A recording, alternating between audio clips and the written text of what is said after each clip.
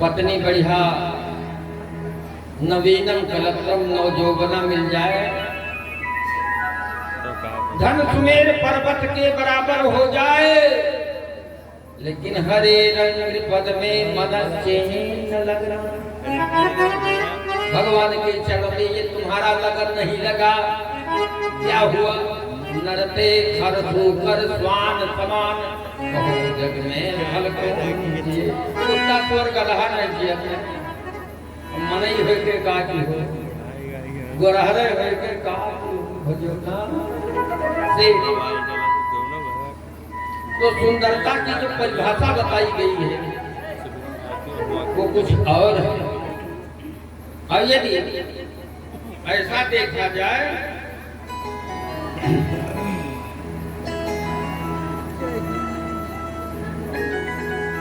सुंदर बनने में सबरी कौन सुंदर है? आप लोगों ने तो सबरी की कथा रामायण में सुनी हो। सबरी कौन सुंदर थे? कौन ऊंचे खानदान में जन्म लिया था? लेकिन सबरी ने कहां पर वेद पढ़े,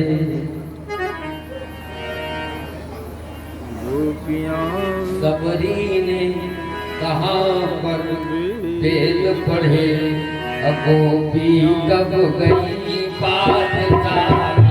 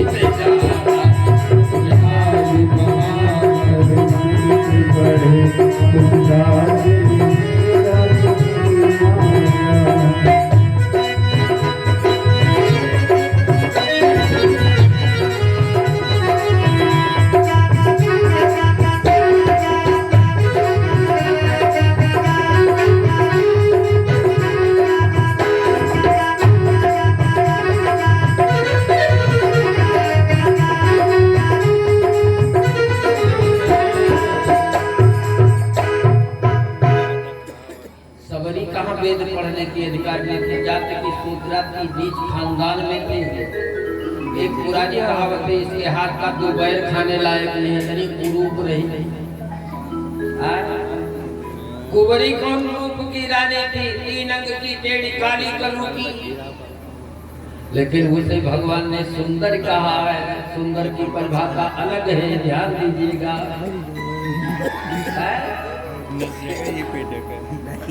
अपने मन से सुंदरी बने घूमो या बना घूमो, उसका कोई मतलब नहीं है, जब तक भगवान के दृष्टि में सुंदर न बनो।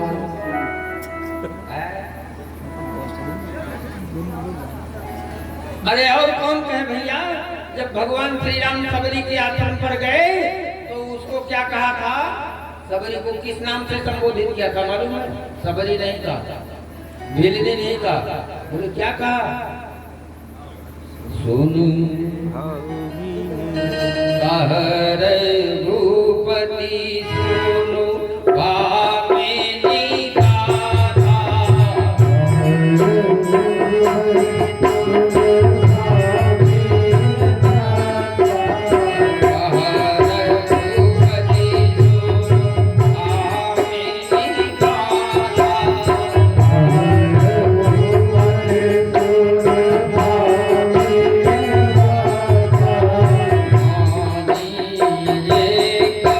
भगत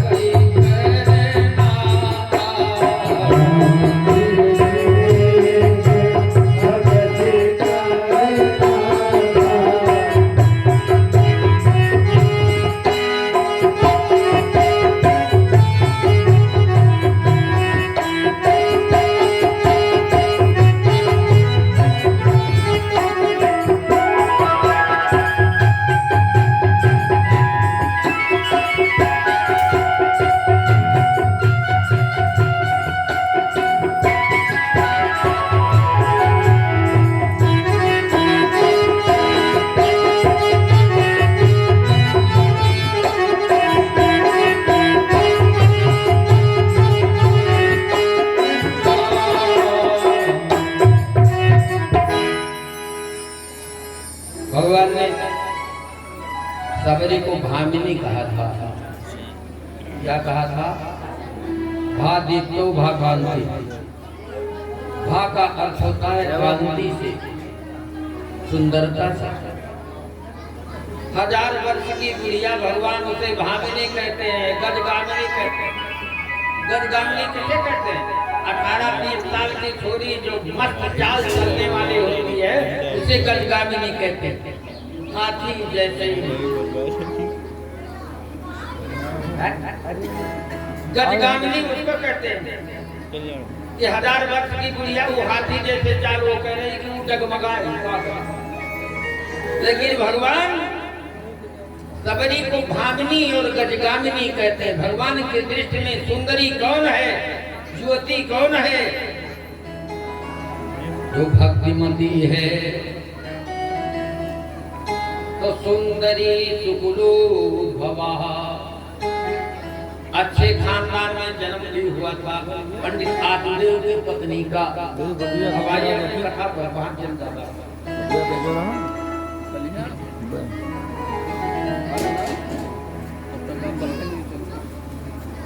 नाम क्या है? प्रिया धुंधुली स्मृता सौभाग्य स्थापिका नित्यम सुंदरी सुकुलोद्भवा लोकवार्ता सूरा राजसो बहुजगविका सूराचा गृह कृतेतु अकृपणा कलह प्रिया। ऊपर से तो बड़ी सुंदरी है, लेकिन वो के अंदर कितना जहर भरा है। कलह प्रिया। कथा भागवत जहाँ हो, भगवान का सत्संग हो, वहाँ ना जाए, लेकिन 2 दिन पुतराहुल भतराहुल करब शुरू कर दे तो बिना न्यौ तक पहुँच जाए।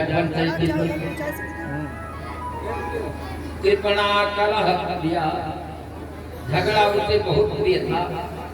कृपण 1 नंबर की थी। पंडित जी इतने बड़े धुरंधर विद्वान। अब पत्नी मिली धुंधुली। धुंधुली किसे कहते हैं? कहाँ भी उन्हें मिले नहीं कहते। ये हमारी बुद्धि ही धुंधुली है। जिस बुद्धि के अंदर भगवत प्रकाश ना आवे तो ये बुद्धि धुंधुली है। और उस बुद्धि के द्वारा आत्मदेव जो इसमें बैठे हुए हैं, इस आत्मदेव का विनाश करा देती है। आत्मा का विनाश कौन कराती है? बुद्धि। यदि बुद्धि भगवान के चरणों से कहीं अलग हुई तो ये धुंधुली बन गई। और जब धुंधुली बिगड़ती है तो जानते हो वो बंध्या होती है, उसके बेटा बेटी बिल्कुल नहीं होती। उस बुद्धि से कोई अच्छे संतान उत्पन्न नहीं होती। खानदान पूरा बिगड़ जाता है। तब प्रिया पंडित जी सब प्रकार से संपन्न है, लेकिन एक बात की दुख है। क्या? न पुत्रो न विवा पुत्री चिंता कुरु।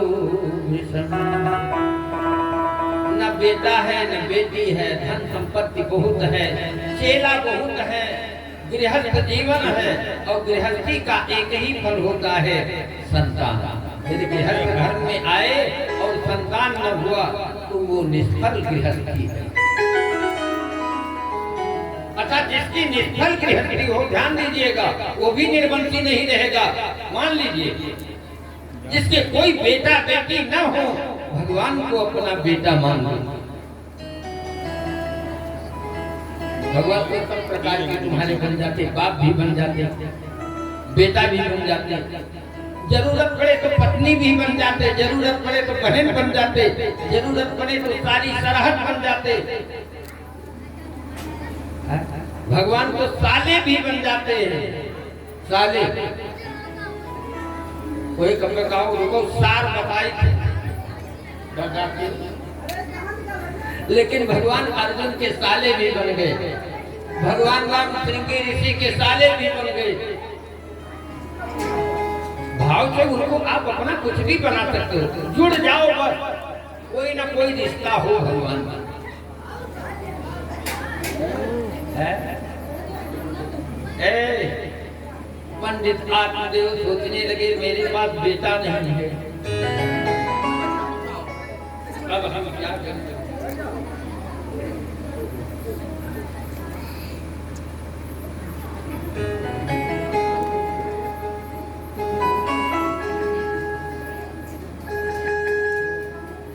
और दान तीन ही गति होती है, दानम भोगो न तत्व, जो न ददाति न भुंक्ते तस्य तृतीया गतिर्भवति।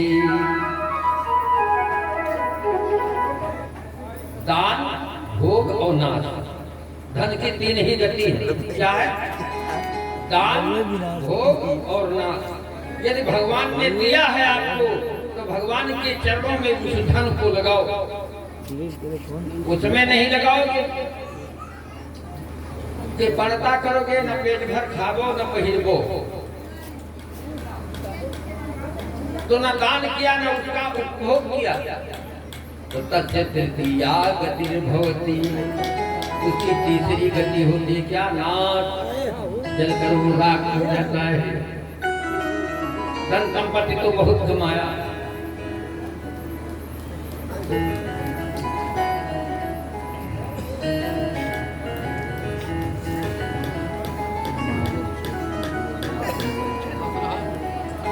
लेकिन संतान नहीं है।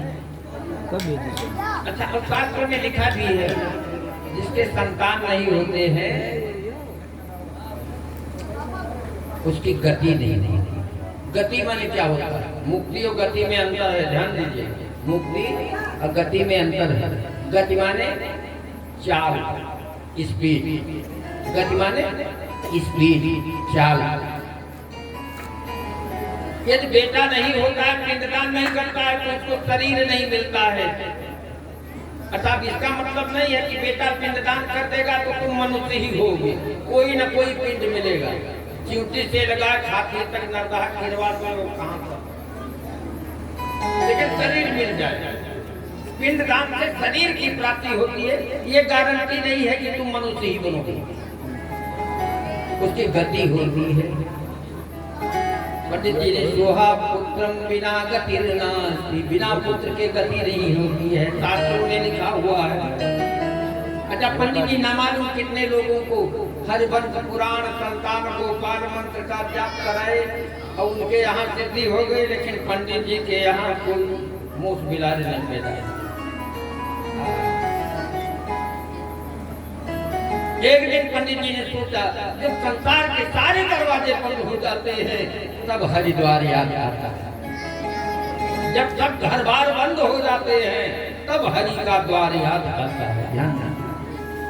और जब तक कोई थोड़ा ममता मोहब्बत रखे तब तक हरिद्वार व्यक्ति नहीं जाता है, भगवान के द्वार पर नहीं जाता है। ये पुत्र नाराज हो जाए, रुष्ट हो जाए, समझो भगवान की कृपा हो गई। पत्नी छोड़ दे पिंड बाहर, समझो भगवान की कृपा हो गई। नहीं वही घूम घूम लुकुर लुकुर जीवा भगवान को न करते, समझो भगवान मुझे अपनाना चाहते, ये भगवान की कृपा है। धन वित्त चला जाए, सारी ममता तुम्हारी चली गई, फिर भगवान में तुम्हारा मन रहेगा। जब हर तरफ से घर बार बंद हो जाते तो हरिद्वार याद आता है। तो हरिद्वार धाम की जय हो।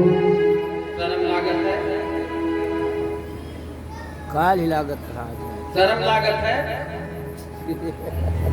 अबे गरियावे को तो जगरोटो खड़ा होकर खड़े जोर से नक्सी फाज कर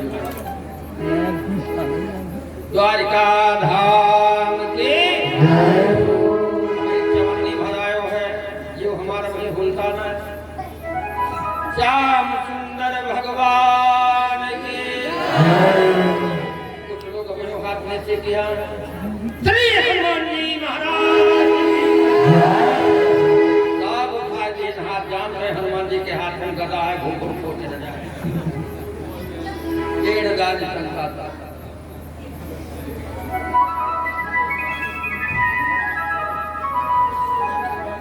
न पुत्र पुत्रो नातिवा पुत्री चिंता गुरु विषम। न बेटा हुआ न बेटी हुई, पंडित जी को बड़ी चिंता है। हमारे इतने चेला, इतने जजमान, इतना पोथी रखा हुआ, ये सब कौन देखेगा? मेरे न रहने के बाद कौन इसका उत्तराधिकारी हो? अब इनको ध्यान आया कि अब कहीं नहीं हम भगवान के शरण में जाएंगे, जंगल में जाएंगे, तपस्या करेंगे, और जब भगवान मिलेंगे तो उनसे हम कहेंगे बेटा दीजिए। घर से निकल कर रात्रि के समय निकल, धुंधुली सो रही, मध्याह्न लिखितो जाता तड़ागह संपेवा, पीता जलम विषैणस्तु प्रजा दुखे कर्षिता। बहुत दूर जंगल के किनारे चले गए। जेठ का महीना, मृगशिरा नक्षत्र तप रहा था। बड़ी प्रखर, बड़ी तेज प्रचंड धूप। पंडित जी सुकुआर,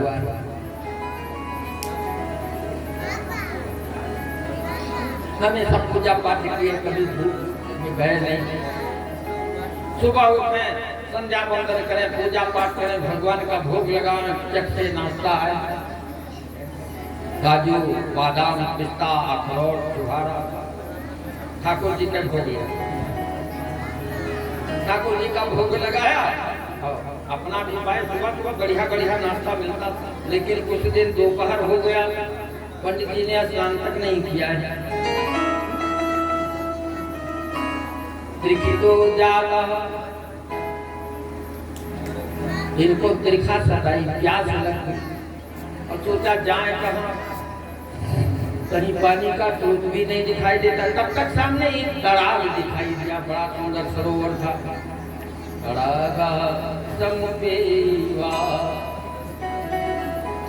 पहुंचे और अंजुले में जल लिया और पीता जलम प्रजा दुखेन कर्षिता। संतान के दुख से खींचे हुए हैं। अब सोच रहे हैं कि यार एक दिन दोपहर तक पानी नहीं मिला, तब तो हमने कांटा लगा था, प्राण नहीं करत रहा, और जंगल में बच्चा कहाँ से थी। एक दिन दोपहर तक पानी नहीं अगर पाए तो जंगल में तपस्या होगी कि ना कुछ खाओ, ना कुछ पियो, ना कुछ ओढ़ो, ना पहनो, तपस्या होगी। तपस्या आप अपने इस गृहस्थी रूपी जंगल में कीजिए। हर 15वें दिन एक एकादशी आती है, ध्यान दीजिएगा। और एकादशी व्रत हमारे सनातन धर्म में बहुत बड़ा महत्वपूर्ण है। शास्त्र कुछ जगह निषेध किया है कि इतने समय अन्न नहीं खाना चाहिए। रवीन्द्र ग्रासे हरि जन्म का,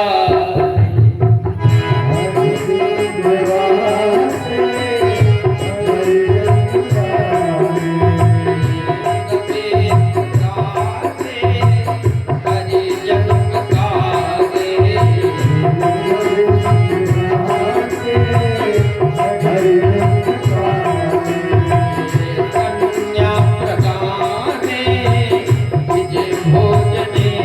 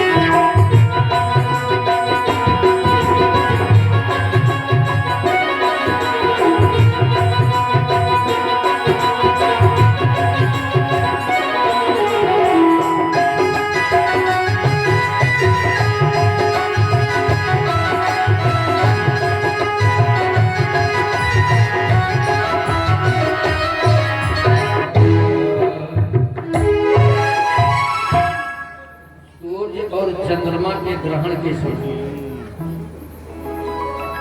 भगवान का जन्मोत्सव हो, चाहे रामनवमी हो, चाहे जन्माष्टमी हो, वामन द्वादशी हो, हर जन्म काले अब कन्यादान करते समय, ब्राह्मण को भोजन कराते समय,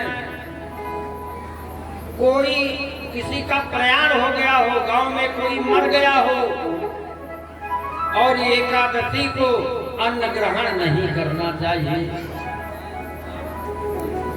जगन्न भोजी नरकम प्रयास, जो अन्न का भोजन करता है उसका पासपोर्ट वीजा जमरात के यहाँ बना बनाया फिट है, बनवाना नहीं पड़ेगा।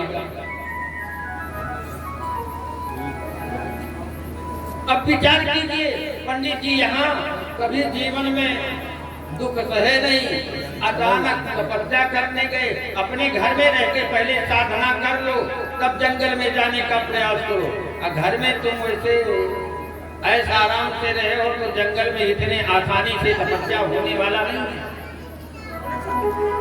पीत्वा जलम विचैने प्रजा दुखेन कर्ता मुहूर्ताल विदते सन्यासी कसिदा।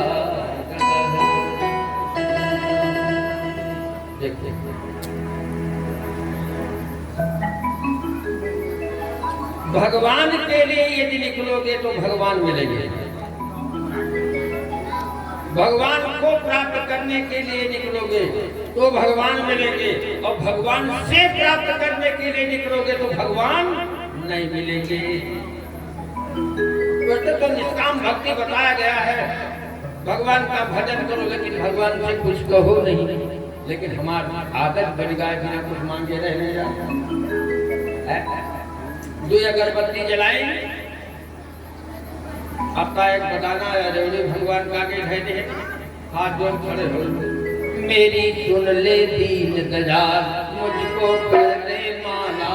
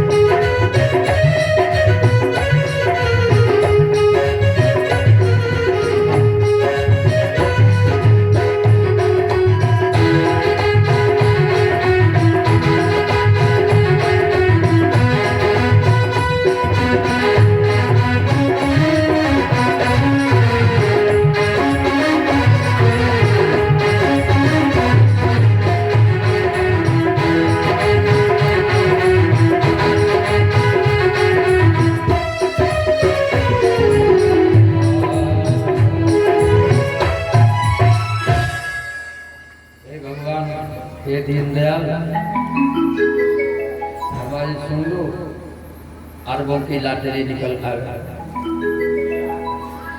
माला माल हो जाए। मुरली वाले व्यक्ति बिना स्वार्थ के भगवान की पूजन करने नहीं जाता, लेकिन एक बात ध्यान रखो, निष्काम होकर जाना चाहिए।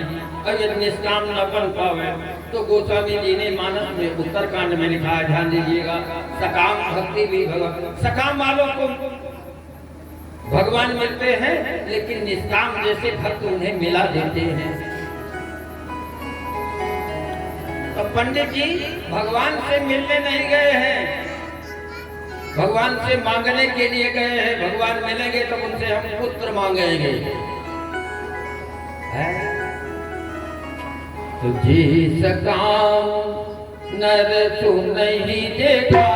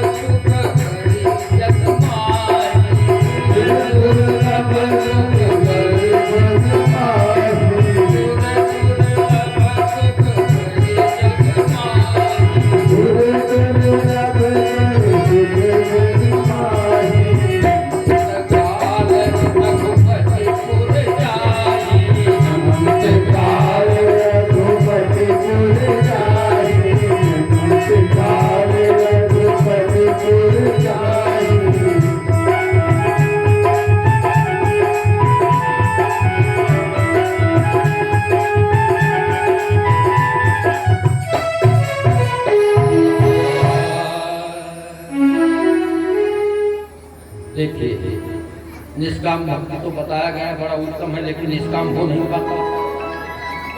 हम आपको आश्वासन देने के लिए आए हैं कि सकाम भक्ति भी करो। बिना मांगे रहाइश नहीं होते। यदि मनवा तुम्हारी खुजली बनी है कि महाराज पांव पकड़ब तो कुछ महाराज से मांग लो, लेकिन मांगना है तो दुनिया से मत मांगो, मत मांगो री दुनिया से धन धाम बदनामी होगी राम जी की। मत मांगो दुनिया से धन धाम